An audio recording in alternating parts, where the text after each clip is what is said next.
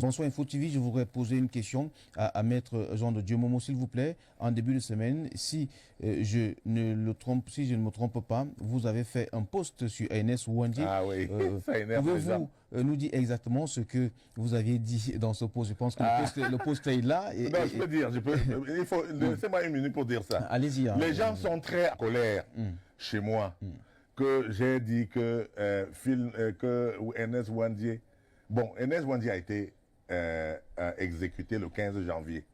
Donc le 15 janvier, je sais que beaucoup de gens vont le célébrer et tout ça. Par provocation. J'ai dit, quand vous insultez notre champion, à nous, le président Paul Biya, nous on ne vous dit rien. Voici aussi votre champion que vous êtes en train de soutenir. Voici ce que nous pensions de lui. Ernest Ouandie, en 1970, j'étais un petit garçon. Quand il a été arrêté, le bruit a couru dans le pays bamileke que le chef bandit, le chef des maquisards a été arrêté. Voilà ce que j'ai dit. Et je leur ai dit que voici ce qu'on avait dit. J'ai entendu. Que c'était pas moi. C'est pas moi. Voici ce que j'ai dit. C'est ce qu'on... Maintenant, vous dites que c'est un héros. Voilà ce qu'on disait de Ernest Ouandie. Et j'ai fait dans ce poste-là que voilà comment. Alors, ils sont trop énervés que Momo a sali l'image de... Mais quand même, il faut être sérieux. La question fondamentale, c'est qu'il faut interroger cette période qui a divisé l'Ouest et qui aujourd'hui a des impacts sur notre vivre ensemble. Si Ernest Ouandie est le héros, comme il y a un décret de pacification de la République pris par le chef de l'État Paul Biya pour maintenir la paix, pour faire de lui le héros national. Ceux qui ont tué mon père, le chef Bafou, le chef Ngouajo, le 22 septembre 1959, et qui se réclament de Ernest Ouandie, qui se réclament comme étant ses partisans. Si Ernest Ouandie est un héros, c'est que ceux qui ont tué le chef Bafou sont aussi des héros. Alors, mon chef est alors quoi? Puisque à cette époque, l'Ouest a basculé dans le maquis. Mais Bafou, mon village, avec mon chef, mon roi, nous ne sommes pas allés dans le maquis.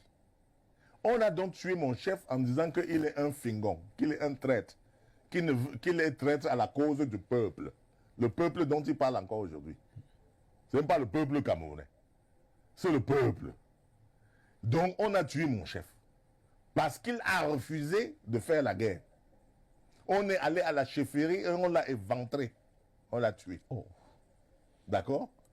Et ce sont les chefs, les chefs voisins qui se sont réunis pour dire que allons punir l'autre chef. Et j'ai donc posé la question dans mon poste. En quoi est-il différent de Phil Marshall qui tue les gens dans le nord-ouest et le sud-ouest? En quoi sont-ils différents? Moi, j'abrite chez moi les gens qui sont venus du nord-ouest et du sud-ouest. Ils ont fui de chez eux. Comme hier, nous aussi, nous avons fui notre village parce que le maquis était là. Ma mère avait fui avec mon père pour me cacher à Tchang. Parce que les autres fuyaient pour dormir en forêt. Nous, on est partis pour dormir chez maman Jeanne, là-bas au marché B, à Tchang. C'est là où nous sommes restés jusqu'à ce que le maquis ait fini, avant qu'on nous a ramenés au village. Nous étions les déplacés de guerre. Je pose donc la question. Vous qui sacralisez Ouandie, c'était votre héros. Mais nous, on n'était pas dans votre affaire. Tout le peuple bamileke n'était pas des maquisards. Comme ça se passe aujourd'hui. Et il ne faut pas croire, oui, comme ça se passe aujourd'hui dans le nord. Les gens font croire que les bamileke sont des maquisards et que les bamileke sont toujours des opposants. Les bamileke n'ont pas toujours été des opposants. Il y avait M. Ouandie, il y avait les Momopol, il y avait les Singa Martin, il y avait les Fotso qui étaient des chefs. Et moi, je dis, nous qui étions, Tchang était le chef de région de l'Ouest. Les Abekingé qui sont entrés dans la rébellion, les gens de Tchang qui ont tué mon chef et qui sont entrés dans la rébellion, Tchang a gagné quoi?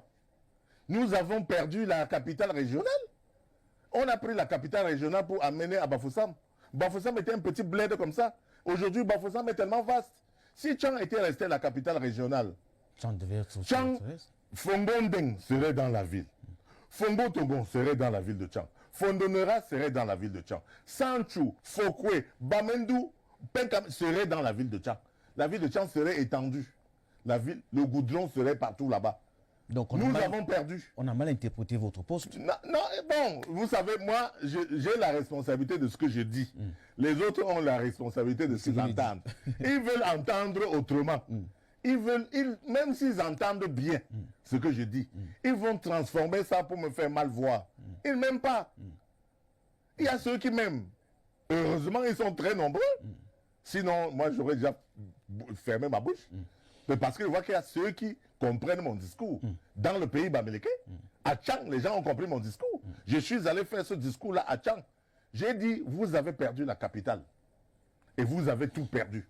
Aujourd'hui, vous pleurez qu'on n'a pas goudronné Fongondeng. Vous pleurez qu'il n'y a pas la route bitumée à Fondonera, à Fongo-Tongo. Alors que c'est vous, il faut qu'on perce l'abcès.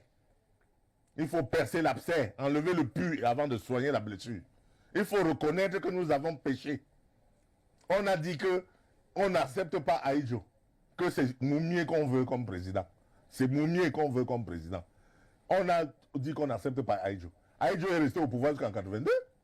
Après, ils ont dit qu'ils n'acceptent pas Paul Biya. Ils ont choisi Froundi. C'est toujours Paul Biya qui est au pouvoir. Froundi n'est pas arrivé au pouvoir.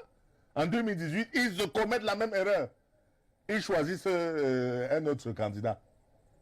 J'ai dit, vous avez péché 3 fois. Vous vous êtes trompé 3 fois. Et vous continuez à vous tromper? D'accord.